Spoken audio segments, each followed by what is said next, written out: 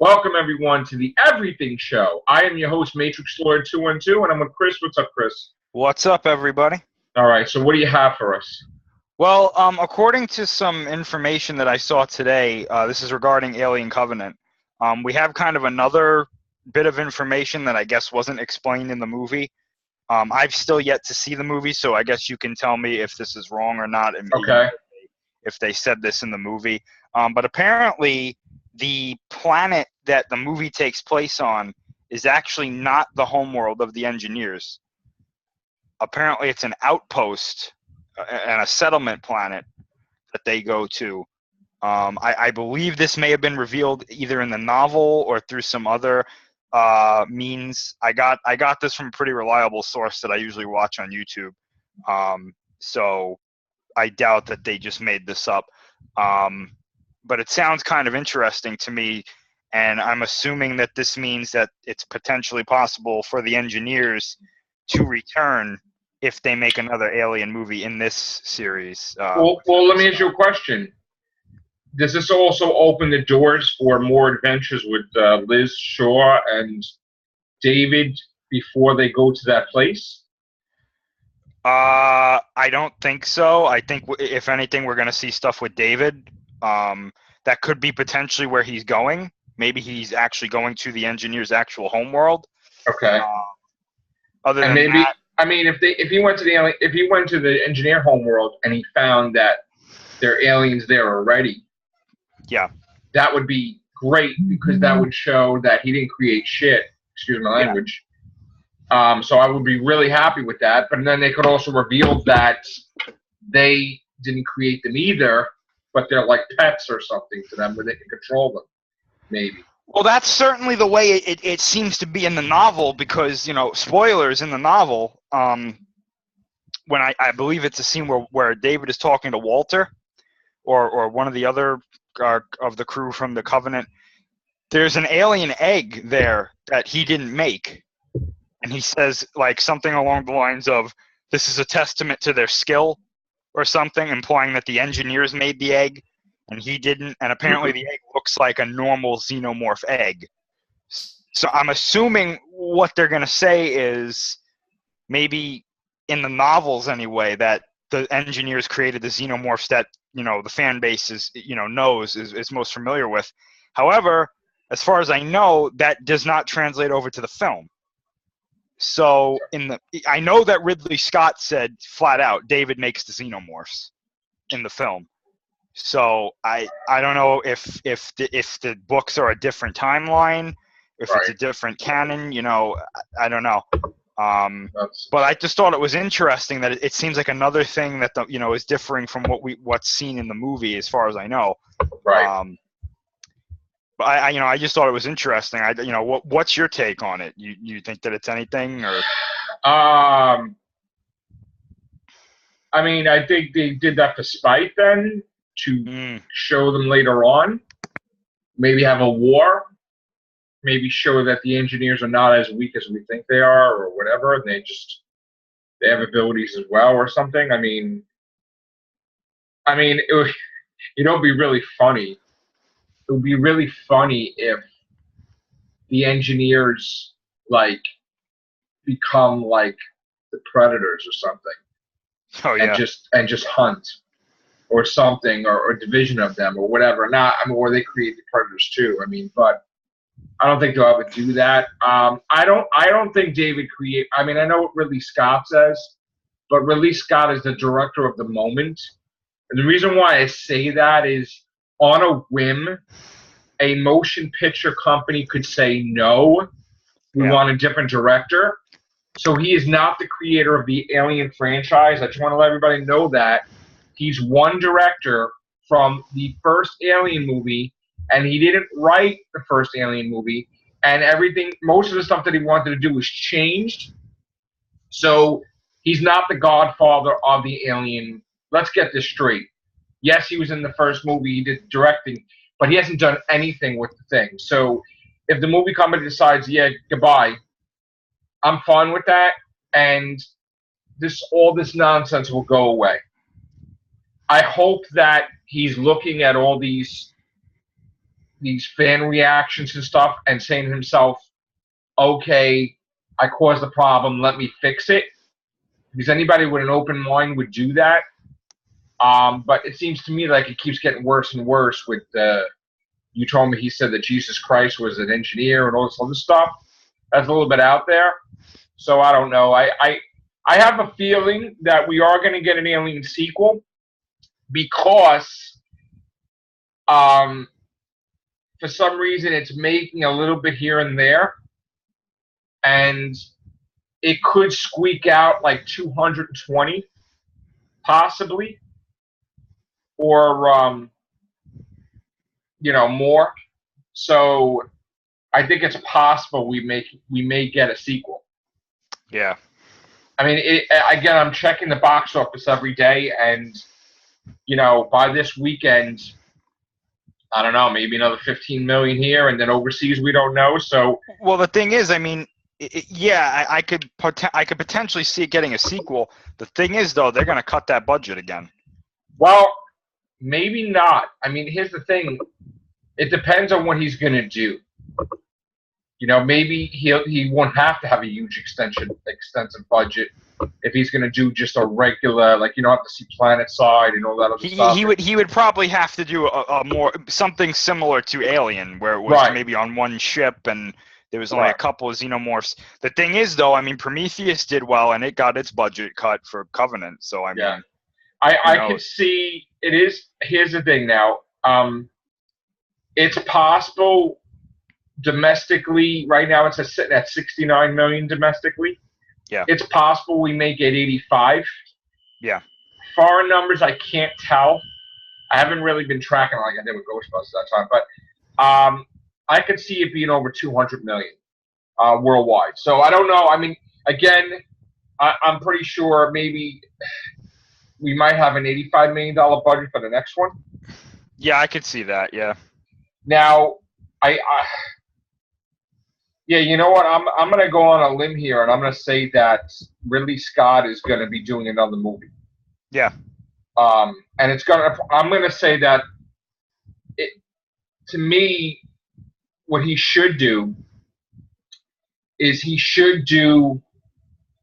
what I would do is I would do an adventure with Liz Shaw and David, and because you know how he had this thing about in love and like maybe he might have been in love with Liz Shaw or whatever. Right, yeah. There could be a thing in there that you could do a whole movie, an action sequence, all this stuff where he miscalculates and she gets hurt. Yeah. And he sees that she's gonna die anyway. And he doesn't want her to die, but he wants her to be the mother of his children, meaning the aliens. Mm-hmm. And I could see psychologically that's what he's thinking, that she's the perfect woman for him, for his creatures, his kids. I mean, he's thinking nuts. Like, yeah, it makes sense, yeah. So, if she's going to die anyway, I would feel okay. He does that. Of course, maybe they have a thing where she dies, and then he uses, what goes on. That would be better to me than him actually killing her. Yeah. Also, if they could do something with the crew from Covenant, where even though he made a recording that they're dead, he doesn't kill Daniels and all of them. Maybe he feels, you know what, I lost Liz Shaw. I have a thing for Daniels, and I can't kill her, So everybody from back home thinks they're dead, and maybe he needs them for a mission. I could like that too, because I don't like those type of endings. Where it was just the way I saw it. I mean, yes, artistically, I guess it was cool. I mean, Joe liked it a lot, but I did not. So, if Ridley Scott has opportunity to redeem himself, let's put it that way, I would go with a Liz Shaw David thing and go with a prequel and skip the whole, because he's all over the place anyway. Why not? Yeah. What do you think? No, I can definitely see that. What you just said with, her not being killed by David and she dies, maybe in the cryopod for some reason, whatever. My thing is this. I think I could see that playing out in novels, But I have a funny feeling in the movies they're trying to portray David as like a really sick, I know, but messed up he's got to being. see that this ain't working, Yeah. and he's got to change it where he's evil but misunderstood. So I guess I Yeah. don't know. It's a horrible line to say, but if they could do it where she's battling the alien things and she breathes this thing that her lungs like is gonna have some type of cancer or something that she's not gonna survive, and then she does die, but he keeps her body going where she's not even conscious, she's not suffering. It's just her body is producing this stuff. She's like a vegetable or maybe or whatever, and then that would be a better thing than the fate that happens to her. Because I got to tell you, when I saw that, like we were talking about how horrible that was going to look, I just got like I felt so disgusted. Yeah, me too. It's like almost as if let's just say they did a movie with Ripley, right? And they're like, "Where's Ripley?" Whatever, and then you see her like dissected, like on the floor, like opened up, like her body, just like that weird '80s special effects. I wouldn't be able to. I would like, I can't, So, well, yeah, I mean, because it's like this. It's different if they do that to a character that we don't really know. You know what I'm saying? It's like, oh, yeah. look at how weird that looks from that one character, right? But this was a character that I personally got really attached to from Me too. Prometheus. And I wanted to see her story continue. You know what I'm saying? When she survived at the end of Prometheus with David, I was like, wow, that's pretty cool. That she's going to go off and, maybe have an adventure with her, or she's going to be a part of the next adventure, alive, I mean. Then when I saw those pictures, I was just like, really? Like, now every time I watch Prometheus, I'm going to be like, well, she's fucked. Excuse my language. So, I mean, Well, you know what it is, too? I didn't like when Charlize Theron died in Prometheus. Yeah, that was stupid. Yeah. So my thing is that I think he's the type of director when it comes to aliens that he doesn't want anybody to get attached to anybody. Like, he would have killed Ripley, and he was going to kill Ripley. Right, but that's the point. I think that the only reoccurring character he wants is David, and he wants everybody to not get used to these people, and they're going to die. Every movie, they're going to die. And I that's a morbid philosophy. And I think that you need something to connect the series if you're going to go forward with 6 movies. And you do need a hero. And I can't see a better hero than Leigh Shaw. Now, if they said something that he was still screwed in the head and his head was in that sleep chamber and he's just imagining all this, that would be fabulous. Like, she just wakes him up, David, wake up, and he has a new body and everything. I would be okay with that because I'm like, you know what? It would be like Ripley waking up with Newt, Yeah. and everything. I'm fine with that stupid, like, reasoning to do it because the outcome of Alien Coming was so bad. So I don't care if they do something stupid to fix it. So I would be happy if they do that. I definitely want Liz Shaw and Michael Fassbender for Alien Awakening. I think it's Awakening, right? Well, that's the rumor, yeah. Yeah, I definitely think he needs to put her in there, and he needs to clarify himself. So you do that, Ridley Scott. So there's that. Did you want to talk about anything else on here? Or you want to leave it Alien? Yeah, I mean, we can go into some other stuff because that wasn't really a big news story.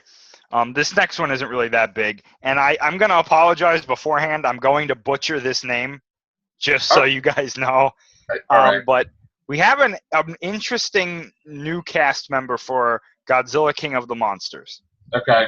What's interesting about this, however, is it's the first one, as far as I know, that is confirmed to be cast in Godzilla King of the Monsters and Godzilla vs. Kong. Oh. So the actress's name is, I apologize beforehand, Zhang Ziyi. Wow. She's a Chinese actress. Again, I apologize. Okay. Now, apparently, she is going to be a vital part of these 2 movies. Okay. As far as we know. I'm okay with that. That's yeah. fine. Now, I'm assuming she's going to be part of Monarch, and probably one of like the big bosses of Monarch. Okay. They're saying that she's going to be Well, what's interesting is that they're saying that she's going to be a big part of the monster verse, specifically Godzilla King of the Monsters and Godzilla vs. Kong. Okay. So I mean, this is pretty interesting. I've seen a very good reaction. I guess she's been in other things that are popular. I don't remember seeing her in anything. I can't really recall. Yeah. What she's been in, if I've seen anything with her in it. But I've seen a lot of people say that, wow, this is a really great casting for the movie. Now she's internationally known for Crouching Tiger, Hidden Dragon. Oh, okay. Yeah. Got So it. I mean, I never saw that, so I don't, who knows. She's also been in Chinese language hits Hero, House of Flying Daggers. Okay. Yeah. All right. And she's also in one of the Cloverfield films. Oh. That I guess J.J. Abrams is producing. Oh, no. So this is interesting. I'm keen to find out who she's playing. Right. And what her role is going to be. But I gotta say, this is just another example of like this cast is unbelievable for Godzilla King of the Monsters. It really anyway. is. It really is. And this is another thing too. If she's in it, well, which we know she is, that's gonna rake in the money in China. Oh. That's gonna bring in like unbelievable numbers. Wow. In China. Then that was a smart move, then I guess. Absolutely, and I think that it makes sense because we now know that we know Legendary is now owned by a Chinese company, so this makes sense. Maybe that would move them towards more movies, maybe. Yeah, I got to tell you, seeing how well Kong did overseas, and I think Godzilla vs. Kong has a shot. I mean, well, both, yeah, Godzilla King of the Monsters and Godzilla vs. Kong. They're going to make a lot overseas. I mean, they're going to make a huge amount overseas. That's good news. Yeah. Yeah. I know we wanted to talk about Justice League, but I think I want to leave it with Aliens and Godzilla. Okay. We'll do a new one if I could just get like a 10-minute break. Yeah. And then, because I just got to get settled here. And we'll come back. We'll talk about your big Justice League stuff. Sounds good. All right. Thanks, guys. Take care. Bye for now.